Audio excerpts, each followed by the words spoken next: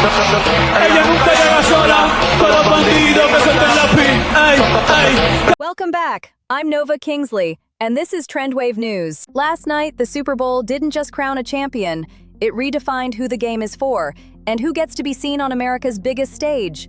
One artist, one language, one performance that split opinion, shattered records, and signaled a profound shift in American soft power. Super Bowl 60 will be remembered less for the final score and more for what happened at halftime. For the first time in history, a solo artist performed an entire headline set in Spanish. That artist was Bad Bunny. Tonight, we're not reviewing a concert. We're analyzing a cultural inflection point where entertainment, geopolitics, and global markets collided on the 50-yard line. The setting was Levi's Stadium in Santa Clara, California. The scale was global. Bad Bunny's halftime show featured a high-profile guest lineup, but the defining element wasn't celebrity, it was context. Sugarcane fields, domino tables, flickering power lines. These images weren't decorative. They referenced Puerto Rico's colonial history and its ongoing energy crisis, often known locally as El Apagón. This was a deliberate refusal to neutralize identity for mainstream comfort. Midway through the performance came the moment that dominated global feeds. A real couple, legally married live on stage. This was not a stunt.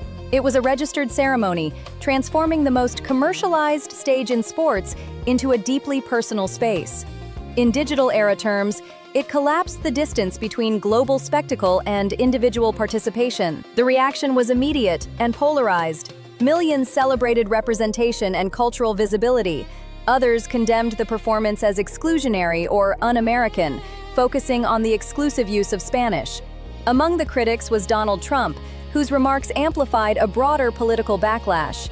This wasn't simply about music, it was about who defines American identity and in what language.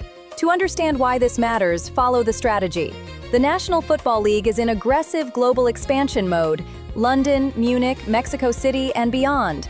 Bad Bunny is not just the world's most streamed artist. He is a direct conduit to younger, multilingual, international audiences. From a business perspective, this halftime show wasn't a risk. It was a calculated investment in future markets and long-term relevance. Historically, Super Bowl halftime shows reflected American consensus: marching bands, classic rock, pop crossovers. Today, that consensus no longer exists. What replaced it is a fragmented global audience, and the league has chosen to embrace that reality rather than resist it. What comes next won't be decided by outrage or applause, but by data. Global viewership, international growth, and market penetration. The conclusion is clear. The Super Bowl is no longer just a national tradition. It is a hemispheric broadcast, and America's cultural identity is now being negotiated in real time on a global stage.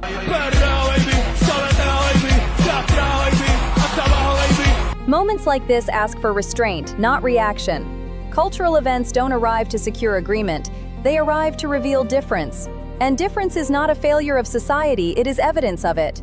Feeling unsettled does not mean something has been taken from you. Feeling represented does not mean others have been excluded.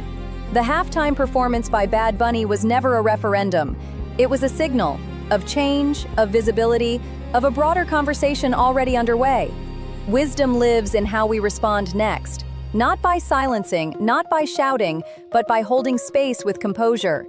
You don't have to like every expression to respect the moment it occupies. History doesn't reward the loudest voices, it remembers the steady ones. Thank you for being with us. If clarity matters to you, you're in the right place. I'm Nova Kingsley. Stay informed, stay thoughtful, and we'll see you next time.